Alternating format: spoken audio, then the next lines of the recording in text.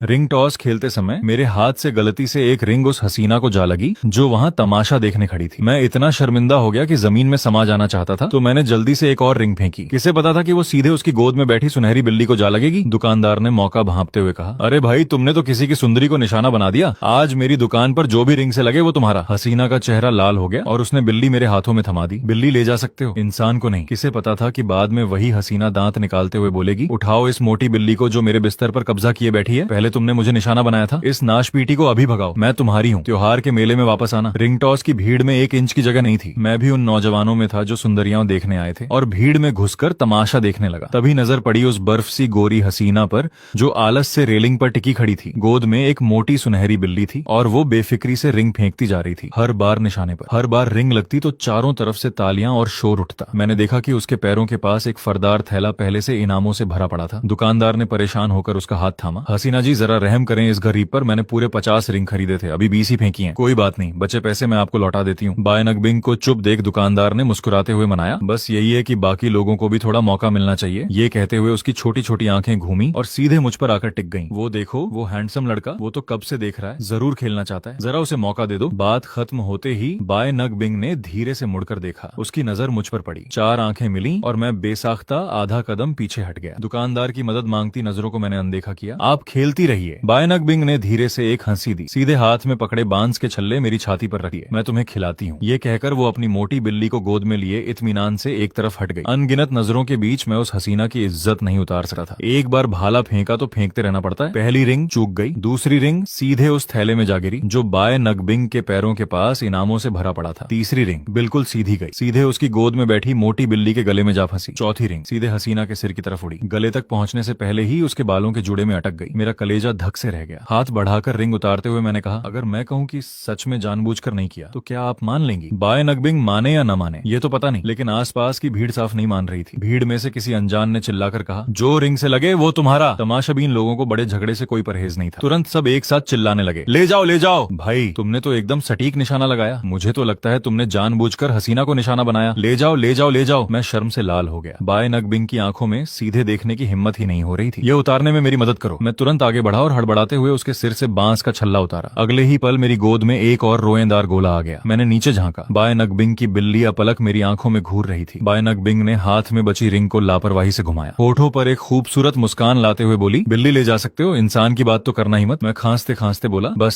सिर हिलाता रहा। यह तो जाहिर है मैं पूरी तरह समझता हूँ। बात खत्म होते ही मन में आया, काश खुद को एक थप्पड़ मार सका। समझा क्या खाक, ये तो मुझे खुद कुछ कहना चाहिए था। बाय नगबिंग ने मेरी परवाह किए बिना वो सारे खिलौने जो मैंने जीते थे मेरे पैरों के पास पटक दिए, फिर बड़ी शान से पीठ फेर कर चल दी। मेरी गोद में बैठी सुनहरी बिल्ली अपनी मालकिन की जाती हुई पीठ देखती रही और फिर बिलक कर ऐसा रोई कि पूरा माहौल गमगीन हो गया। उस रोने में इतनी गाली थी कि मुझ जैसे मर्द को भी समझ आ गई। घर पहुंचा तो माँ मुंह पर उबटन लगाए बैठी थी। मैंने मौका देखकर जैकेट की जिप ऊपर खींची, बिल्ली को अंदर छुपाया और चुपके से कमरे में खिसक गया। बदमाश कहीं का, तेरी माँ सच में तुझे छोड़ेगी नहीं यार। मैंने उसके बड़े से सिर पर हल्की थपकी दी, लेकिन अगर माँ ने पकड़ लिया तो इंसान और बिल्ली दोनों को घर से बाहर कर देंगी। अच्छी बात यह थी कि यह बिल्ली बड़ी समझदार निकली। जैसे उसे पता चल गया कि अभी मेहमान की तरह रहना है, उसने तुरंत वो गाली वाली म्याऊं बंद कर दी और मीठी मीठी गुनगुनाती आवाज में बोलने लगी। अपना रोएंदार सिर मेरी हथेली से रगड़ता रहा। ठीक है, चिंता मत कर भाई, तुझे सड़क पर भटकने नहीं देगा। मैंने फोन निकाला और क्लास ग्रुप में सबसे बाय नगबिंग का नंबर मांगा, लेकिन किसी के पास नहीं था। कोई चारा न देख मैंने कॉलेज के कैंटीन पेज पर किस्मत आजमाने की सोची। ये मत पूछो क्यों, बस इतना समझो कि हमारे इस बेकार कॉलेज में कैंटीन का पेज ही सबसे ताकतवर है। नतीजा ये हुआ कि उस दिन पूरे कॉलेज में धमाका हो गया। पहला मर्दाना हीरो जिसने ठंडी हसीना को प्रपोज किया आ गया, और ये सब उस वक्त हुआ जब सब लोग टकटकी लगाए देख रहे थे। बाय नगबिंग के फैन कमेंट में अच्छे इंसान का तमगा बांट रहे थे। तभी असली वाली ने सिर्फ 2 शब्द लिखे, इनबॉक्स। अब तो सारे गपशपिये उबलने लगे और मैं बेचारा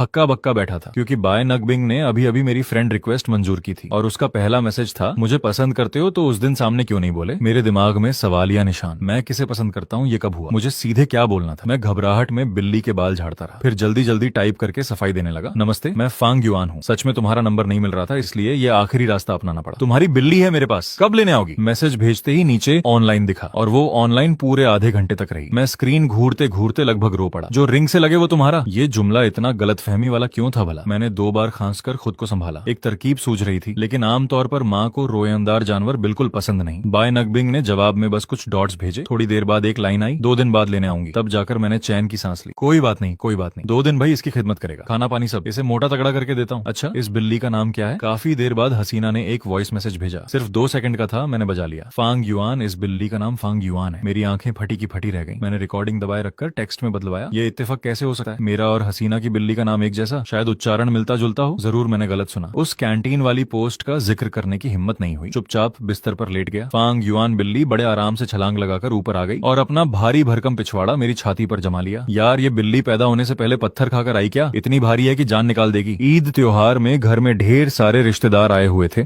इस महाराज को मैंने 2 दिन कमरे में छुपाए रखा। माँ को भनक तक नहीं लगी। एक पुराना जूते का डिब्बा लेकर उसमें थोड़े चावल डाल दिए, अस्थाई टॉयलेट बना दिया। ये बिल्ली बस खाने से मतलब रखती थी, बिल्कुल नखरे नहीं। बस एक बुरी आदत थी, आधी रात को मेरे रजाई में घुस आती थी, बिल्कुल हीटर की तरह। इतनी गर्मी की रात को पसीने से तर हो गया। प्यास लगी तो नींद में ही उठकर पानी ढूंढने लगा। सोचा बालकनी का दरवाजा खोलकर हवा खाऊं। दरवाजा खोला तो एक काली परछाई अंदर आ घुसी। मैं डर के मारे कई कदम पीछे हट गया। दीवार के कोने से एक हुक उठाया, मारने को तैयार था। तभी उस इंसान ने मेरी कलाई थाम ली। मैं हूँ, लाइट क्यों नहीं जलाई? आधी रात को सोते वक्त लाइट क्यों जलाऊंगा? किसे पता था तुम रात को खिड़की से चढ़कर आओगी? दिमाग ठिकाने पर है? ठिकाने पर है तो मेरी मदद करो। बात करते करते बाय नकबिंग ने दोनों हाथों से धक्का दिया और सीधे मेरे कमरे में लुढ़क गई, बिल्कुल उस मोटे महाराज की तरह जो आधी रात को बिस्तर पर कूद पड़ता है। इतनी हल्की आवाज में उतरी कि कुछ सुनाई ही नहीं दिया। बिल्ली कहाँ है? मैंने पलटकर कमरे का दरवाजा बंद किया, सिरहाने की छोटी लाइट जलाई और बिस्तर की तरफ इशारा किया। बाय नकबिंग आगे बढ़ी और रजाई एक झटके में खींच ली। बिल्ली चौंक कर हिली। उसने नींद भरी आंखें सिकोड़कर एक नजर उसे देखा, फिर बेफिक्री से आंखें मूंद ली और मरे की तरह पड़ी रही, सोती रही। बिल्ली के इस भाव ने उसे चिढ़ा दिया। तेरे पास रहकर ये बड़े मजे से रह रही है ना? पेट अच्छा है इसका, पालना आसान है, लेकिन इस मोटी आफत को क्या पहले वाले रास्ते से ले जा सकते हो? बाय नकबिंग ने बिना कुछ कहे सीधे बिल्ली की गर्दन की खाल पकड़कर उठा लिया। मोटी बिल्ली तुरंत जाग गई, चारों पांव हवा में चलाने लगी और बेचारगी भरी नजरों से मेरी तरफ देखा। चुप रह जरा, माँ के साथ जाना है या बाप के साथ? दोनों बराबर नहीं है क्या? कोई भूखा तो नहीं मरने देगा? माँ बाप? ये सुनकर मैं शर्म से नाक खुजाने लगा। अभी जो कहा वो अंदर ही हजम कर लिया। इस अजीब माहौल में जवाब देने की हिम्मत नहीं थी, लेकिन हसीना अभी भी पीछा छोड़ने के मूड में नहीं थी। फांग युआन, क्या हुआ? मैंने बेसाख्ता जवाब दे दिया। तब समझ आया कि वो बिल्ली को बुला रही थी। शर्म के मारे मुंह फेर लिया। फांग युआन को तुमने बहुत अच्छे से रखा, शुक्रिया। मैंने हाथ हिलाकर टाला। कोई बड़ी बात नहीं। लेकिन बाय नकबिंग ने होठों के कोने पर हल्की मुस्कान लाते हुए कहा, पहले मैंने कहा था जो रिंग से लगे वो तुम्हारा, अब बिल्ली वापस ले जा रही हूँ, तो क्या कोई और चीज चुनकर ले जाओगे? बाय नकबिंग ने आधी मुस्कान के साथ मुझे देखा। गोद की बिल्ली भी साथ में म्याऊं करने लगी। मेरा दिमाग शॉर्ट सर्किट हो गया। सीधे आगे बढ़ा और उसके हाथ से बिल्ली छीन ली। रहने दो, मुझे लगता है बिल्ली मेरे पास ही रहे तो बेहतर है। बाय नकबिंग के चेहरे की मुस्कान फौरन गायब हो गई। उसकी आंखों में साफ लिखा था, यह क्या बेतुकापन है? मैं एक मोटी बिल्ली से भी कम निकला। मैं सिर झुकाए बिल्ली को सहलाता रहा। ऊपर देखने की हिम्मत नहीं थी। बाय नकबिंग ने ठंडे अंदाज में एक हुंकार भरी, फिर बड़े दृढ़ता से बिल्ली उठाई और झटपट खिड़की से बाहर निकल गई। मैं भागकर दरवाजे से झांककर नीचे देखने लगा। शुक्र है मेरा घर पहली मंजिल पर है, वरना हाथ पांव टूट जाते और शायद मुझ पर अस्पताल का बिल भी थोप देती। खिड़की सावधानी से बंद कर दी। मैंने लाइट बंद की और वापस बिस्तर पर आ गया, लेकिन लग रहा था जैसे कमरे में अभी भी बाय नकबिंग की खुशबू बसी हुई है। ये ख्याल आते ही मैंने सिर झटका। जरूर मेरा वहम है, लेकिन आज रात बाय नकबिंग ने परफ्यूम लगाया था। हल्की खट्टी मीठी महक, उसमें पुदीने की ताजगी भी मिली हुई थी। बेहद हल्की और अनोखी खुशबू। बस आज रात की नींद गई। अगले दिन मैं काली आंखें लेकर कमरे से निकला और हैरानी से देखा कि माँ और कुछ रिश्तेदार आंटियां अभी तक ताश खेल रही थीं। मैं चुपके से माँ की पीठ के पीछे पहुंचा और जोर से बोला, माँ आप इन्हें पूरी तरह बर्बाद कर रही हो। माँ ने पलटकर मुझे ऐसे घूरा जैसे तलवार निकाल लेंगी। तुझे क्या पता यहाँ बड़ा दांव लगा है? मैंने बस दिखावे के लिए 2 बार ताली बजाई। माँ ने संदेह से मुझे ऊपर से नीचे देखा। फांग युआन, तू रात को चोरी करने गया था क्या? मुझे याद है तू जल्दी सो गया था। आज ऐसे क्यों घूम रहा है जैसे पागल हो? मैं चौंक गया। 2 बार खांसा और फिर उल्टा शोर मचाने लगा। माँ तुम लोग इतना शोर मचा रही थी, इतने ऊधम में कोई कैसे सोए? माँ ने होठ दबाए। बेहतर होगा सच बोल दे। अगर पता चला कि आधी रात को बिल्ली के लिए जागा था तो खैर नहीं। मैं बोलती बंद हो गया। अरे अभी तो यही आंटी सबसे ऊंची आवाज में खेल रही थी। वापस कमरे में जाकर थोड़ा और सोने की सोच रहा था। बीच में एक आंटी के पास से गुजरा। उन्होंने बिना सिर उठाए ताश खेलते खेलते ही कहा, लेकिन ये बच्चा भी बड़ा महंगा है। क्या लगाया है इसने? कोई ये कितनी अच्छी खुशबू है, जरा दिखाओ। माँ और बाकी आंटियों की नजरें एक साथ मुझ पर टॉर्च की तरह पड़ी। मैंने शांत भाव दिखाते हुए आस्तीन सूंघी। है क्या? शायद कल नया बॉडी वॉश लगाया था। हम लड़के भला 3-3 परफ्यूम क्यों लगाएंगे? आंटी ने ज्यादा ध्यान नहीं दिया। तो वो बॉडी वॉश जरूर बहुत अच्छा होगा। मैं हंसते हुए साथ मिल गया और फिर तेजी से अपने प्यारे कमरे की तरफ भाग लिया। मैंने जल्दी से खिड़की की कुंडी खोली ताकि कमरे की खुशबू बाहर जाए। आखिर बाय नकबिंग कौन सा परफ्यूम लगाती है यार, इतनी देर तक टिकती है? मुझ जैसे सीधे सादे लड़के का भी मन कर रहा था। इन्हीं उलझे ख्यालों में डूबा था कि हाथ ने अपने आप उसका वो वॉइस मैसेज चला दिया। वो थोड़ी शर्मीली और मीठी आवाज सुनकर दिल कुछ हिल गया। आंखें मूंद कर सुन रहा था कि अचानक खोली तो सामने 2 बड़ी बड़ी गोल चमकदार बिल्ली की आंखें। मैं थोड़ा चौंक गया। अभी खिड़की खोली थी, ये शैतान इतनी फुर्ती से कूद कर आ गई। जमीन पर उतरते हुए मीठी सी म्याऊं भी की। तू फिर यहाँ क्यों आ गई? तेरी माँ कहाँ है? मैंने लापरवाही से उसे उठा लिया और जल्दी से फोन की स्क्रीन बंद कर दी। अजीब सी शर्म आई, जैसे रंगे हाथों पकड़ा गया हो। महाराज मेरी गोद में चित लेट गए, चारों पांव ऊपर, और मेरे 5 सितारा हाथों की सेवा में धीरे धीरे खो गए। लेकिन जैसे ही मैंने उसकी माँ का जिक्र किया, उसने पूंछ एक तरफ झटकी और आंखें मूंद ली। इस शैतान का क्या करूं, एकदम बेशर्म है। सच ही कहते हैं जो खिलाए वही माँ होती है। अभी फोन उठाकर बाय नकबिंग को बताने वाला था कि इसे ले जाए, तभी दरवाजे पर दस्तक हुई। अरे यार, बिल्ली और मालकिन में फर्क क्या है? मुख्य दरवाजे से नहीं आते, खिड़की और दरवाजा ही पसंद है। मैंने शीशे से नाक सटाकर सूंघा, वही जानी पहचानी संतरे जैसी ताजी खुशबू। वहाँ खड़े क्या देख रहे हो? वो दरवाजा खटखटाती रही, ठीक उसी जगह जहाँ मेरा सिर लगा था। फांग युआन फिर तुम्हारे पास छुप गई क्या? मैंने दरवाजा खोला और उसे अंदर आने दिया। महाराज ने मालकिन को देखते ही पल भर में पलटी मारी और सीधे उस जूते के डिब्बे वाले घर में घुस गई। बाहर निकलने का नाम नहीं। बाय नकबिंग ने निराशा से लंबी सांस ली। आज सुबह इसने देख लिया, मैंने गलती से दूसरी बिल्लियों को थोड़ा खाना दे दिया।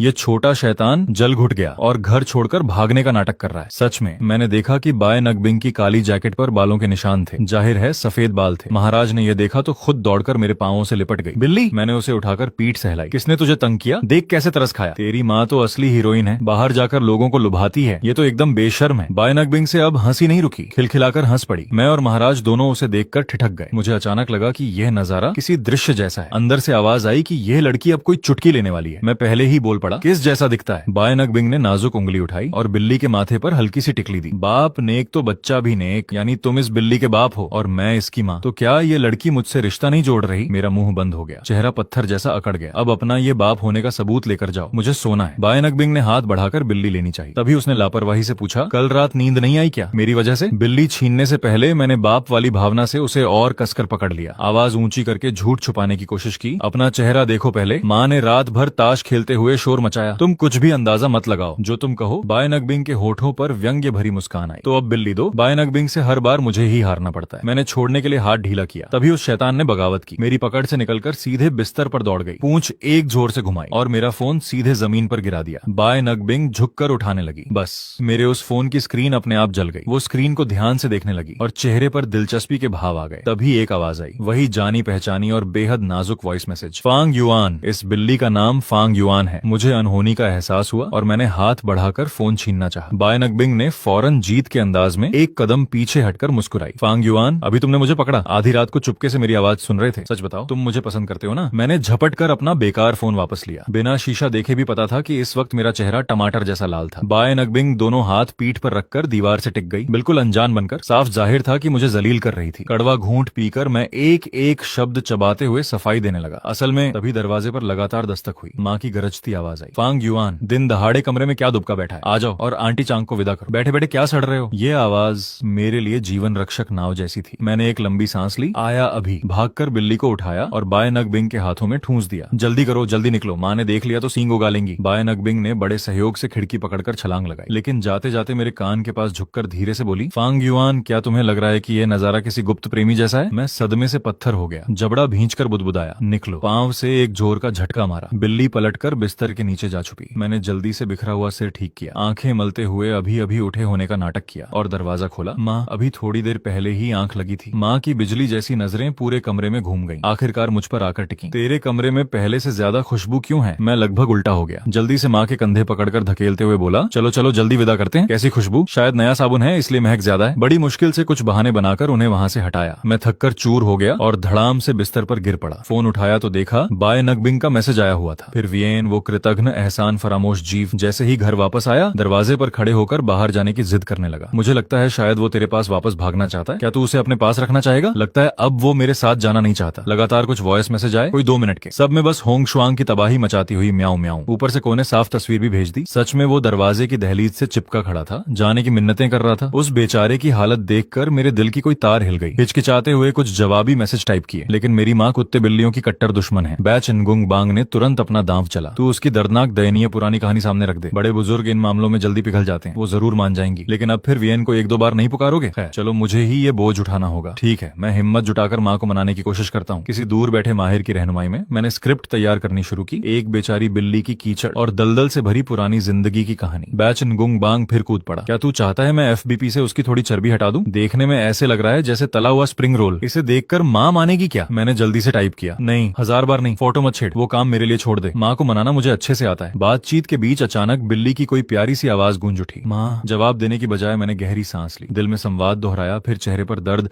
और बेबसी का भाव ओढ़ा और सीधे वार किया। माँ, मैं उसकी किस्मत के बारे में सोचता हूँ। इतनी बुरी हालत कैसे हो सकती है किसी की? हमारे घर तक आधी नजर भी नहीं गई उस पर। और तभी एक मार सीधे मेरी तरफ आई। नए साल की शुरुआत में तू यहाँ आकर जीए में अंक काट रहा है। मार खाने का शौक है क्या छोटे शैतान? उस पल मुझे अपनी भावनाओं की भी जरूरत नहीं लगी। आंखों में आंसू आ गए, सब कुछ एक बुरी तस्वीर बन गया। माँ माँ, आपने गलत समझा, मेरा मतलब उस बिल्ली से था। मैं हड़बड़ाकर उस बिल्ले की तस्वीर दिखाने लगा। बैचनगुंग बांग ने जिसे दुबला पतला कर दिया था, एकदम मरियल सा। ये मेरे दोस्त की बिल्ली है जिसे उसने कूड़े के ढेर से बचाया था। हॉस्टल के मालिक ने मारने की धमकी दी, अंदर रखने की इजाजत नहीं दी। माँ, वो बहुत डरपोक और अकेला है। भटकते हुए अपनी जिंदगी में उसे अपनों ने ही दुत्कारा, तेज धूप में रौंदा गया। ये जिस्म हर किसी को नसीब नहीं होता। मेरी तरह एक नेक, दयालु और कोमल माँ का प्यार पाना तो और भी नहीं। इसे खुशी कैसे मिल सकती है भला? वो तो बेचारा भटका हुआ अकेला है। त्योहार नजदीक है, मुंह में डालने को आधा पत्ता भी नहीं। इसीलिए माँ, तुम ही उसकी पूरी दुनिया हो। माँ, बस एक बार बी को अपनाने की हाँ कह दो। वो सोच अभी छोड़ो। मेरी माँ ने मेरी वो दर्दनाक, दिल दहला देने वाली तकरीर सुन ली। तुझे पालना ही मेरे लिए काफी है, इस घर को बर्बाद करने वाले। बस तू उस मुसीबत को घर में मत ला। मैं तुम दोनों को घर से बाहर फेंकने को तैयार हूँ। जाओ भीख मांगो। मैंने फौरन रणनीति बदली। कोई बात नहीं माँ, बी वाला प्लान भी है। या फिर ऐसा करते हैं, दोनों थोड़ा थोड़ा झुकें। बस 2 दिन उसे यहाँ रहने दो। तब तक मेरे दोस्तों का ग्रुप कोई और इंतजाम कर लेगा। वो तुरंत चला जाएगा, तुम्हारी आंखों के सामने भी नहीं आएगा। माँ के होठों पर चालाक मुस्कान आ गई। तेरी तरकीबें मुझे पता नहीं होंगी क्या? मैं साफ कह देती हूँ, यहाँ कोई जगह नहीं है। और तभी बैच खुयेन का निजी पेज खोज लिया, एक तस्वीर उठाई और ग्रुप में डाल दी। वो तस्वीर बॉयफ्रेंड के नजरिए से खींची थी। बैच नगुंग बांग का दिमाग घूम गया। उस वक्त पूरा ग्रुप चैट सच में फट पड़ा। सब एक एक करके पुष्टि करने लगे कि यही वो किंवदंती वाली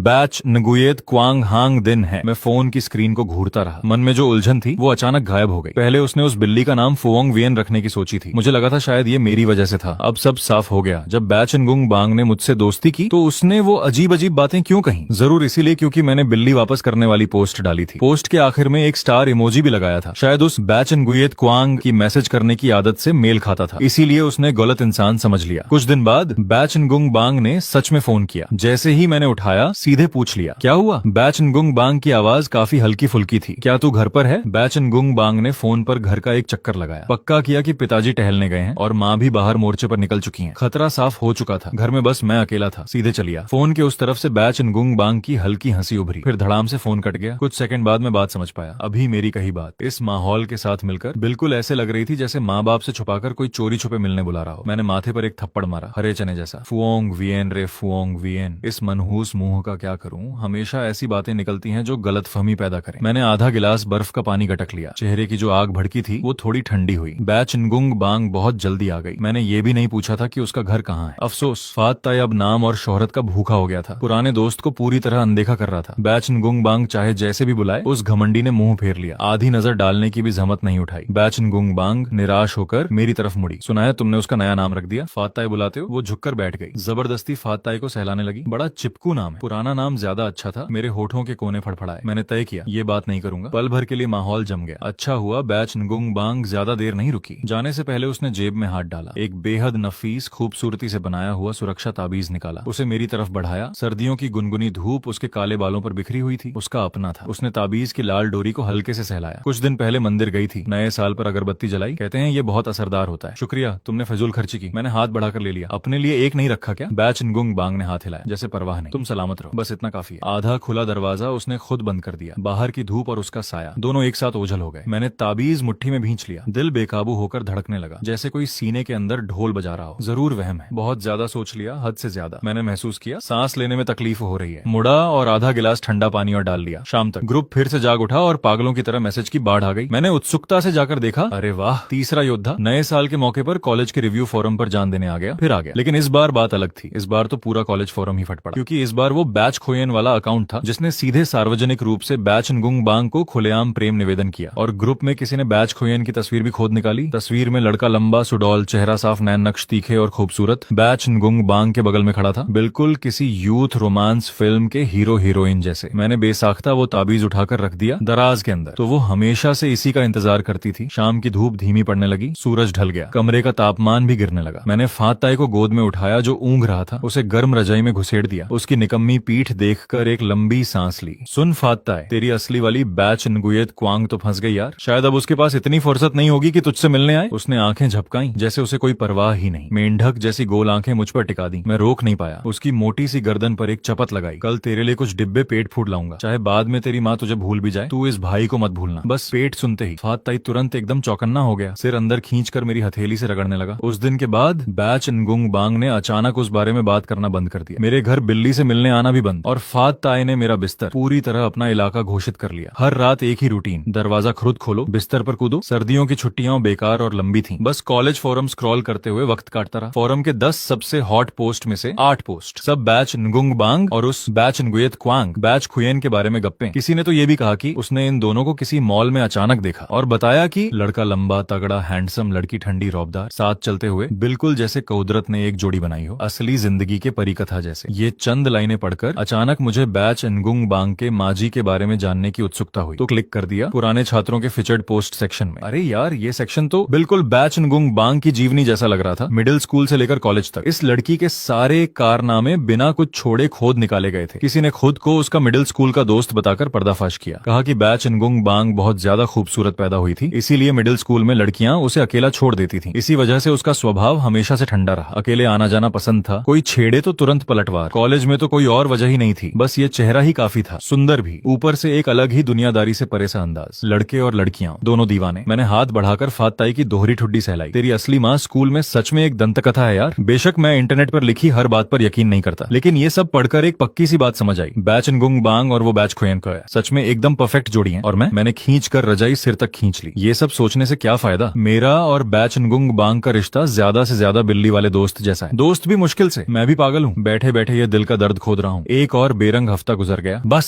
सिवाय इसके कि फात ताई 1 किलो और मोटा हो गया। मेरी छुट्टियां पूरी तरह बोरियत में डूबी रहीं। घर पर घुटन होने लगी। मैंने फोन पर सिनेमा का टिकट बुक करने का फैसला किया। अकेले ही कोई त्योहारी कॉमेडी फिल्म देखने का मन था। शो से पहले काउंटर पर जाकर लाइन में लगा और पॉपकॉर्न खरीदा। जब टिकट चेक करवाकर अंदर घुसा तो फिल्म का ओपनिंग सीन खत्म हो चुका था। अंधेरे हॉल में धीरे धीरे एक एक सीढ़ी टटोलते हुए पिछली पंक्ति में जगह ढूंढने लगा। जब मैं गलियारे के पास एक सीट के बगल से गुजरा तो अचानक किसी की लंबी टांगे आड़े आ गईं। जिस पल मुझे लगा कि मैं सिनेमा हॉल के बीचों बीच मेंढक की तरह मुंह के बल गिरने वाला हूँ, एक ठंडे से हाथ ने मेरी बांह थाम ली। मैं बच गया। जानी पहचानी आवाज सुनकर मुड़ा और सीधे हैरानी से भरी उन आंखों से टकरा गया। अरे बैच नगुंग बांग, तुम भी अकेले फिल्म देखने आई हो? मैंने फौरन एक अहम बात नोट की। नजर उसके बगल वाली खाली सीट पर गई। उस किंवदंती वाले बैच खुयेन का कहीं नामो निशान नहीं था। ओह बैच खुयेन, तुम्हारे बैच nguyen क्वांग साथ नहीं आए? बैच नगुंग बांग ने मुझे घूरा। मैंने पहले पूछा था। मैंने धीमे से बड़बड़ाया, मैं अकेला हूँ, अकेले ही आऊंगा, किसी को किराए पर तो नहीं लाऊंगा ना। फिल्म बहुत जल्दी क्लाइमैक्स पर पहुंच गई थी। बैच नगुंग बांग ने बड़े पर्दे की तरफ इशारा किया। ये टॉपिक खत्म। सच कहूँ तो फिल्म वाकई मजेदार थी, लेकिन बैच नगुंग बांग के बगल में बैठे हुए वो जानी पहचानी खुशबू बिना किसी रुकावट के नाक में घुसती रही। वही ठंडी घास जैसी महक पुदीने के साथ घुली हुई, तेज नहीं लेकिन जैसे एक अंकड़ी हो जो बार बार नाक में खिंचती रहे। जरा सा सिर घुमाता और वो खुशबू और गहरी हो जाती। तभी उसी कतार का एक अंकल उठकर वॉशरूम गए। बैच नगुंग बांग अचानक पास झुकी, कान में धीरे से बोली, पिछली बार भी पूछना चाहती थी, मुझसे मिलते ही तुम्हें मुझे सूंघने की ऐसी क्या पड़ी रहती है? बस ऐसे ही। मुझे लगता था मैं बड़ी चालाकी से कर रहा हूँ, पर रंगे हाथ पकड़ा गया। इज्जत बचाने की कोशिश में चेहरा टमाटर जैसा लाल हो गया। बैच नगुंग बांग दीवार से सटी बैठी थी। क्या मुझे कोई पागलपन की बीमारी है? कौन सा नॉर्मल कॉलेज का लड़का जी किसी दूसरे की खुशबू में मुंह गड़ाकर बैठता है? थोड़ी इज्जत बचाने की कोशिश की। तुम सोच ज्यादा रही हो। बस तुम्हारा परफ्यूम अच्छा लगा, सोचा पूछूं कौन सा ब्रांड है, अपने लिए एक बोतल ले लूं। ये सफाई तो और भी बुरी थी, जितना संभालो उतना डूबो। बैच नगुंग बांग सुनकर खिलखिलाकर हंस पड़ी। परफ्यूम का नाम बताने की जहमत नहीं उठाई, मुड़कर फिल्म देखने लगी। फिल्म के दूसरे हिस्से में मैं जलते अंगारों पर बैठे जैसा बेचैन रहा। किसी तरह फिल्म खत्म होने तक झेला। मुझे तो ये भी नहीं पता कि फिल्म का अंत क्या था। उठकर जल्दी से खिसकने की कोशिश की तो पीछे से बैच नगुंग बांग की आवाज आई, मिसी ईवे। मैं वहीं जम गया। हाँ, उसने मेरी तरफ देखा, आंखें चमक रही थीं। परफ्यूम का नाम है मिसी ईवे। हॉल की बत्तियां जल उठी। मैंने भी फौरन एक शुक्रिया उछाल दिया और किसी चोर की तरह भीड़ में घुसकर भागा, जान बचाकर घर पहुंचा। मैं सच में बेवकूफ हूँ। जाकर उस मिसी ईवे नाम का परफ्यूम खोजने लगा। नतीजा बड़ी कुछ नहीं मिला। पूरा ताओबाओ पिंडुओ दुओ छान मारा, आखिरकार बायदू से भी खोजा। बाजार में न तो खट्टे पुदीने की खुशबू वाला कोई परफ्यूम है, न ही उस नाम का कोई ब्रांड। बैच नगुंग बांग ने मुंह खोलकर झूठ बोला और मुझे उल्लू बनाया। लेकिन उसने ऐसा क्यों किया? मैं आधे दिन फोन थामे सोचता रहा। आखिरकार अभी अभी टाइप किया हुआ सवाल मिटा दिया। हो सकता है उसे नाम सच में याद ना हो सकता है वो बताना न चाहती हो, तो बस टालने के लिए कोई नाम गढ़ दिया हो। इस पर सवाल करना मुझे ही छोटा बना देगा। मैं अंदर से खींच रहा था। सारा गुस्सा फात